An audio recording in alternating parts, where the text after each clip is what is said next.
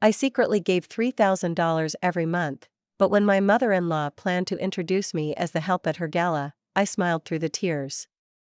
A year later, she sent a gift with a note that changed everything. Declan and I had been married for about 5 years when this all happened. We lived in Oakwood, a quiet suburb outside of Philly, full of dog parks, farmers markets, and people who smile at you at the store but never ask how you're really doing. It was a second marriage for both of us. No kids, just the two of us and a creaky old house we were always talking about fixing but never quite got around to. I worked as a pediatric speech therapist. I loved my job. It gave me purpose. Declan was in finance, private wealth management, specifically, and came from a family that, well, let's just say they didn't quite know what to make of me. His mother, Celeste, was the kind of woman who threw dinner parties with assigned seating and sent out holiday cards with embossed foil lettering.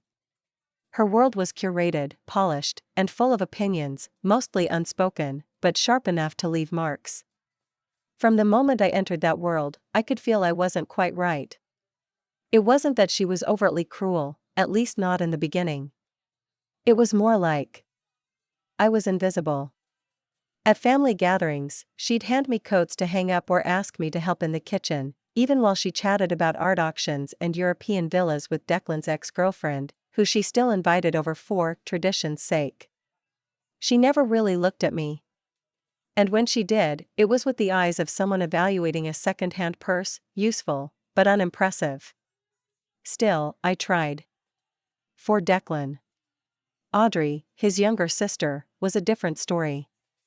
She was warm, chaotic, and full of heart. A single mom raising her son Jude on her own after a cruel divorce, she worked long hours at a nonprofit and never seemed to catch a break.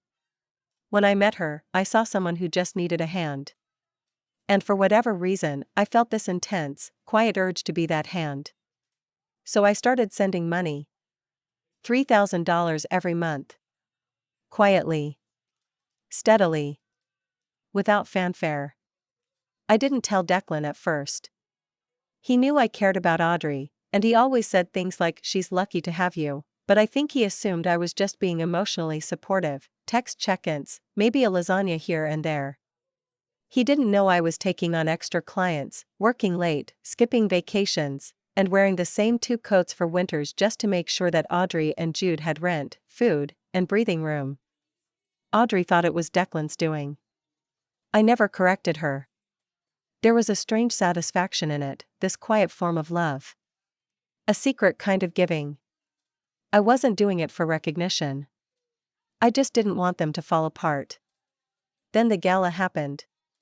Celeste's annual Winter Luminaries Gala is her crowning event.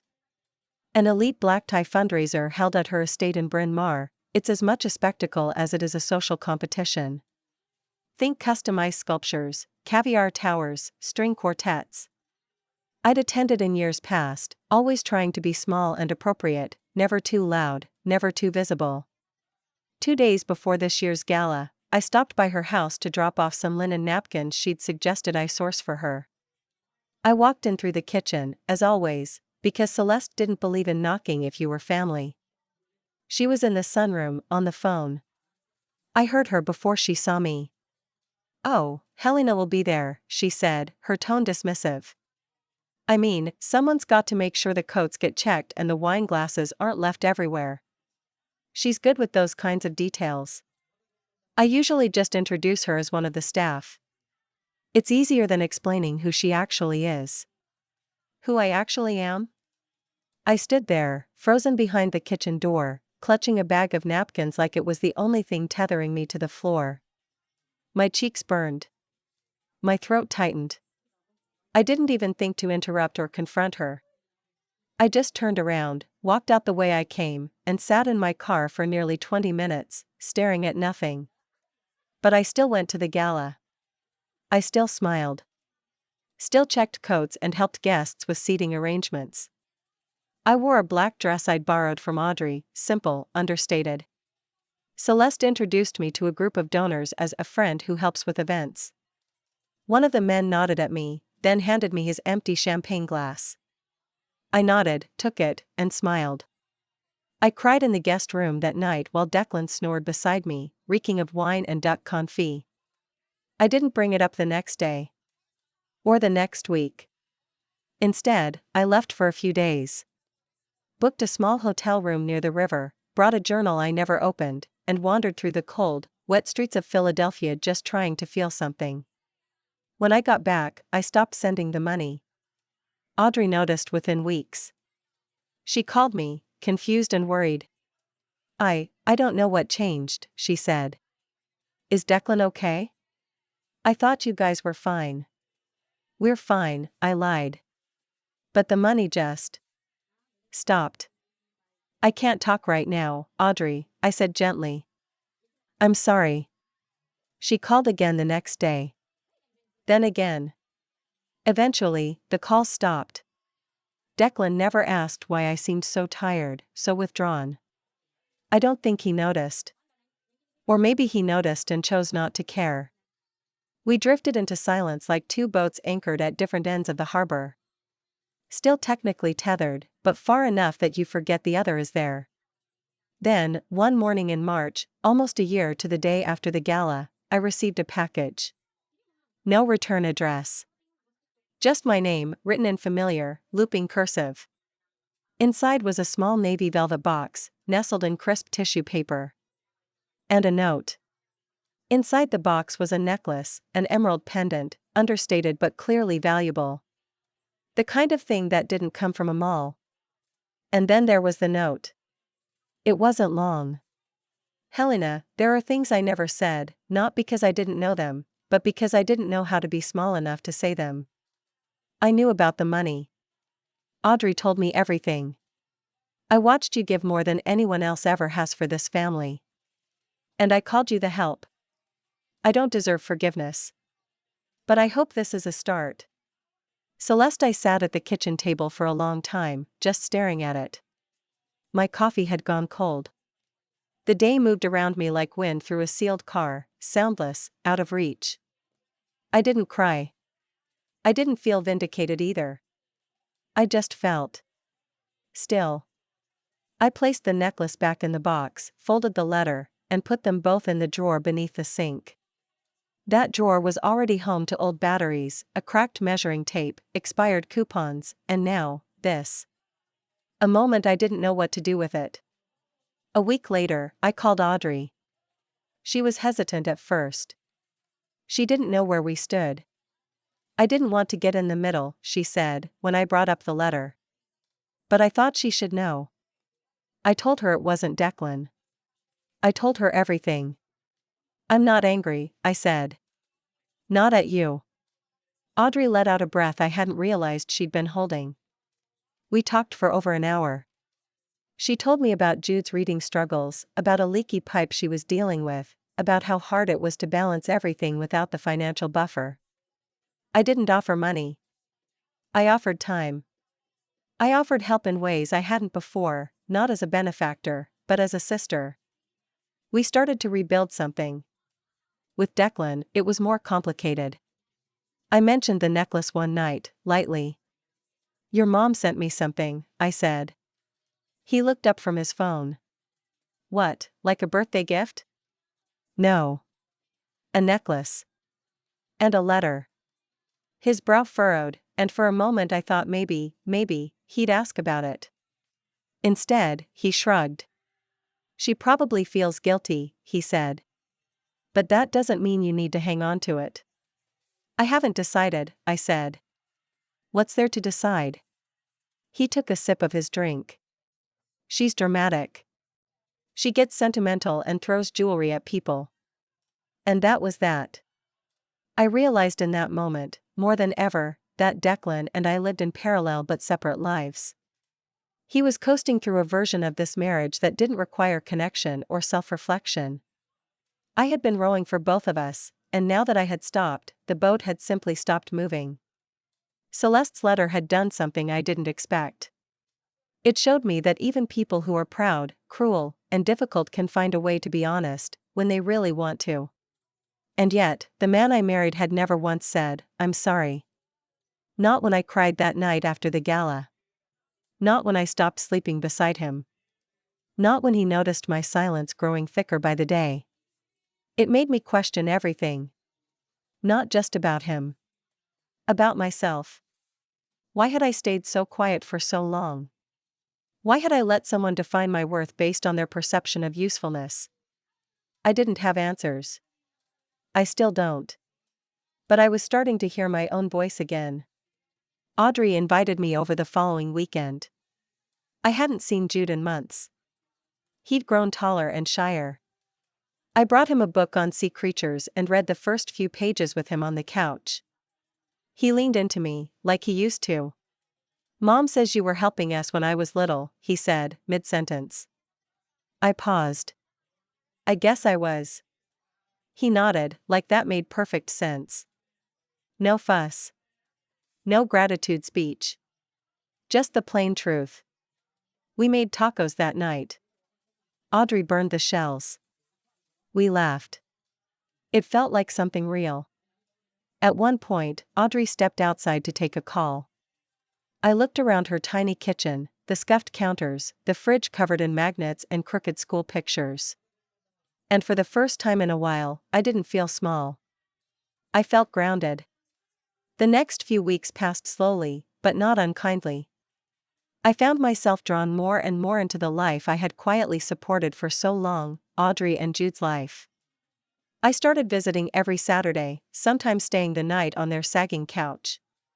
I'd help Jude with his reading or school projects, and Audrey would pour us wine and tell me about her exhausting board meetings and her impossible new supervisor. It was messy and imperfect, but it felt honest. Meanwhile, back home with Declan, things were quiet in a way that didn't feel peaceful anymore. Our conversations had dwindled into logistics. "What time are you getting home? Can you pick up paper towels?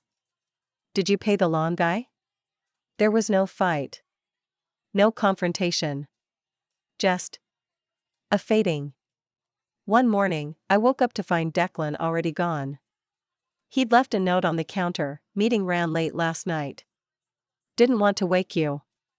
Heading to New York. Back Friday." No greeting. No sign-off. Just facts. I stared at it longer than I should have. It was a piece of paper, but it felt like a message carved in stone. It confirmed what I had been pretending not to notice: he wasn't trying. He wasn't even pretending to try. I spent that weekend at Audrey's. We baked banana bread and binge-watched an old crime show. I sat in sweatpants, my hair a mess, and no one cared. Jude curled up next to me without asking. When I left Sunday night, he gave me a long hug and whispered, "I like when you come over." I smiled the whole drive home, until I pulled into the driveway. There were 2 wine glasses in the sink. One had lipstick on the rim. A bottle of red, half empty, sat on the counter. Declan wasn't home yet. I didn't need to ask questions I already knew the answers to. I didn't confront him. I didn't scream or cry or throw the wine glasses against the wall. Instead, I cleaned them. Silently. Slowly. And then I took the bottle and poured what was left down the drain. The smell didn't bother me. That night, I opened the drawer under the sink. The necklace was still there. The letter too. I took them out and held them in my hands like artifacts from another life. It struck me then, Celeste had found the courage to say the thing her son never could. She had her faults, but in that moment, she had more self-awareness than Declan ever had in 5 years of marriage. I placed the necklace in a small pouch and tucked it into my coat pocket. I wasn't sure why. I wasn't planning to wear it. Maybe I just didn't want it buried under expired coupons and loose thumbtacks anymore. The next morning, Declan came home while I was finishing my tea. He looked tired, or maybe just bored. He kissed my cheek like someone checking a box and sat across from me at the table. "I saw your car out front," he said. "You're up early." "I had to drop off something at Audrey's later," I said. "Oh," he said. "Again?" "Yes." He drummed his fingers on the table, then sipped his coffee. We sat in silence for a while. Then, out of nowhere, he said, "You know, I think you're taking that whole Gala thing too personally. I blinked. Excuse me? It was a year ago. She didn't mean it like that. She called me the help, Declan. She was probably joking, he shrugged. I let out a short laugh.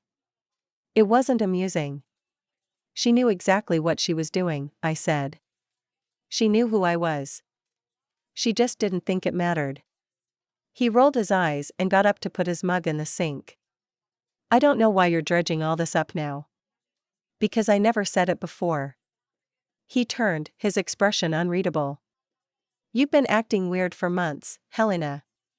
Maybe you're just overwhelmed or something. I stared at him. Overwhelmed. That was the word he chose. I wanted to ask if the lipstick on the wine glass was overwhelming too, or if that was just part of the new silence we lived in. But I didn't say it. I was tired of throwing stones into a well that never echoed back. That night, I emailed a realtor. Just inquiries. Light browsing. But it felt like something.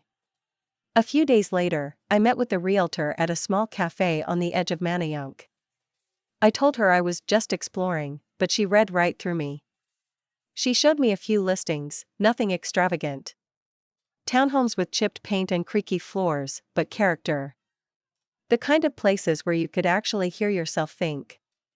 That afternoon, I toured a 2-bedroom on a quiet street with a tiny backyard and an awkward, slanted porch.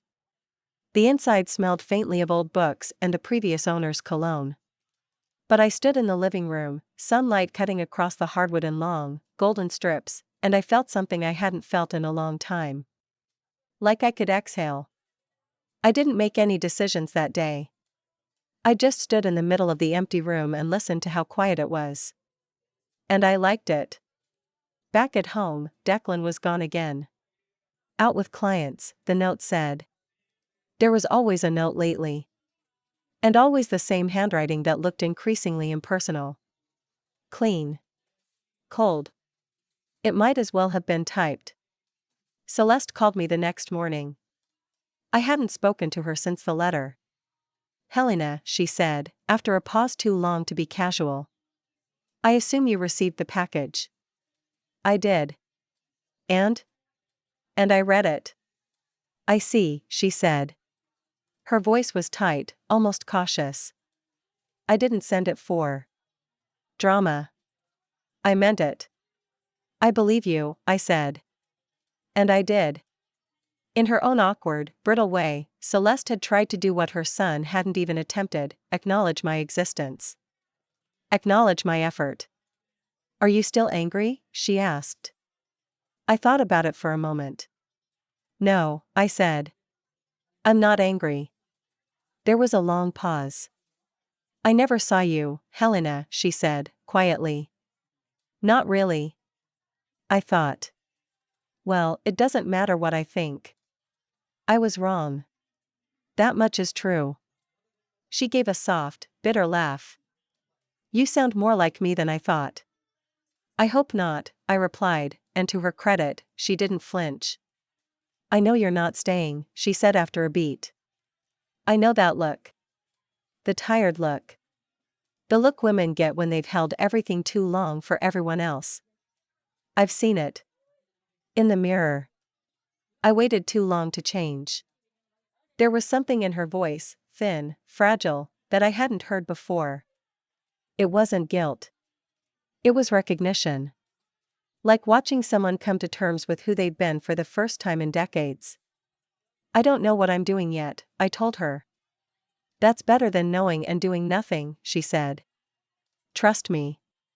After we hung up, I stood in the kitchen for a while, just holding the phone in my hand. I hadn't planned to feel anything towards Celeste, not after all the years of backhanded remarks and careful dismissals. But there it was, something resembling compassion. Not forgiveness, not yet. But the door had cracked. Declan got home late that night. He was already in bed when I walked into the room. I could smell wine again. I noticed a faint trace of perfume that wasn't mine.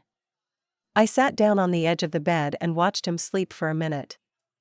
There was a time when I would have shaken his shoulder, confronted him, started a fight I knew would end in vague denials and circular conversations. But now, all I could feel was distance. We had become people who occupied the same space but no longer shared the same life.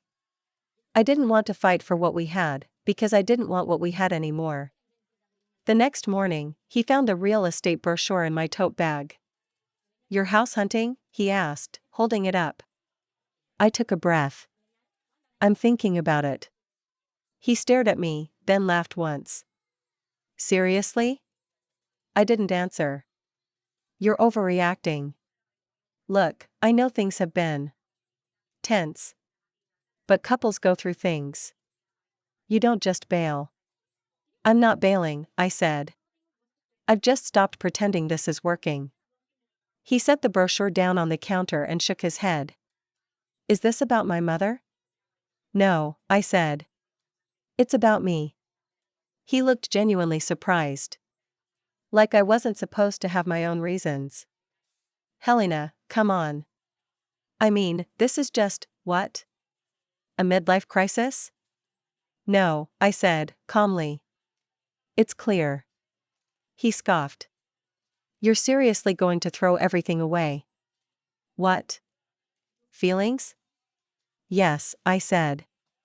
"Because feelings are the only part of this that have ever been real." He didn't say anything. And I didn't feel the need to explain further. Later that evening, I sat at Audrey's again. Jude was asleep, and the two of us were watching old home videos she'd recently converted from VHS. The screen flickered with images of tiny birthday parties, chaotic Christmas mornings, her and Declan as kids, their father still alive and young. "He used to chase us around with a camcorder until we'd scream," Audrey laughed. "It drove Mom crazy." Celeste looked younger in the videos. Almost soft. Like the woman I knew had been carved out of her later in life. "You think she's really changing?" I asked. Audrey thought about it. "I think she's trying." I nodded slowly. "I didn't expect that." "No one ever does," she said. "Especially not from people like her." We didn't talk about Declan that night. She didn't ask, and I didn't offer. There was something tender in the silence, something that didn't need to be dissected or solved. Just shared. I got up to leave close to midnight. Audrey walked me to the door and hugged me tighter than usual. "You're gonna be okay," she said. "Better than okay." I believed her. A week later, I made an appointment with a lawyer. I didn't walk in with bitterness or fire, I was calm. Tired, yes. But steady. I explained the situation. The years of silent work. The financial support I gave. The emotional labor. I had receipts. Bank statements. Records. "Are you looking to come out of this quietly?" she asked. "No," I said, meeting her eyes. "I'm looking to come out of this fairly." Declan didn't see it coming. When he was served, he called me, furious, not hurt. Not once did he ask if I was okay. Not once did he acknowledge that he'd let this all rot while pretending everything was fine. "You're making a mistake," he said over the phone. "No," I told him. "I already made that mistake. I married a man who let me disappear in my own home." He didn't reply. Audrey helped me pack. Celeste even sent over her driver with a set of moving boxes and an envelope. Inside was a handwritten list of contacts, lawyers, financial advisors, even a real estate agent she personally trusted. There was a note at the bottom. "Don't let him spin this. You built more of this family than he ever did." Celeste, the townhouse in Manayunk was the first place I'd lived alone in over a decade. The silence was thick at first, but not heavy. It felt like fresh air after too long underwater. I didn't see Declan for months after the divorce was finalized. I heard from mutual acquaintances that he'd taken up with someone younger, someone he met through a client. Someone who didn't ask questions or notice lipstick on wine glasses. That was fine. Then, one morning in early spring, I received an invitation in the mail. Celeste's handwriting again. It was for the Winter Luminaries Gala. Same estate. Same extravagance. Only this time, in the fine print at the bottom, I noticed something different. Event chair, Helena Brandt, my name. In print. I blinked. Later that day, I called her. I thought you'd ignore it, she said. Or burn it. Why am I listed? Because it's yours this year, she said. I stepped down. Board thought it was time. And I suggested someone with actual substance take over. I didn't say anything. It's yours if you want it, she added. If you don't, I'll understand. I didn't answer that day. I let it sit. I thought about the woman who once called me the help in her own house, who now wanted me to take the reins. And then, the following week, I called Audrey. You're not going to believe this, I told her, and read her the invitation. She screamed into the phone, then immediately said, "Oh, you have to do it. You have to." Should I? You should.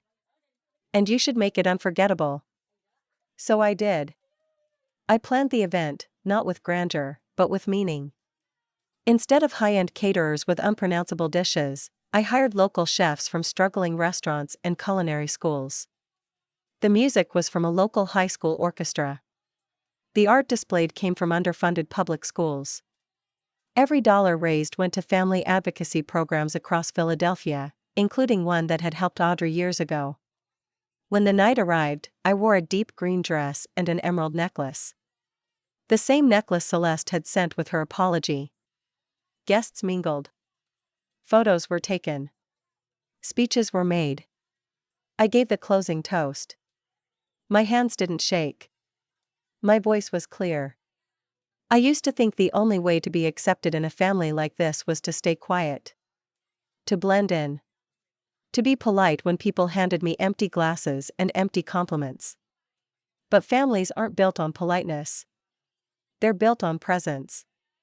On showing up. On knowing when someone is struggling, and helping, not watching. People clapped. Some stood. Celeste smiled at me from the front row, a glass of wine in her hand, her eyes a little watery. Declan was in the back, alone. He didn't clap. He didn't smile. But he heard every word. I left early that night. Audrey rode home with me. We got takeout and watched a bad romantic comedy in my living room, barefoot, makeup wiped off, laughing until we cried. This, I said, gesturing around.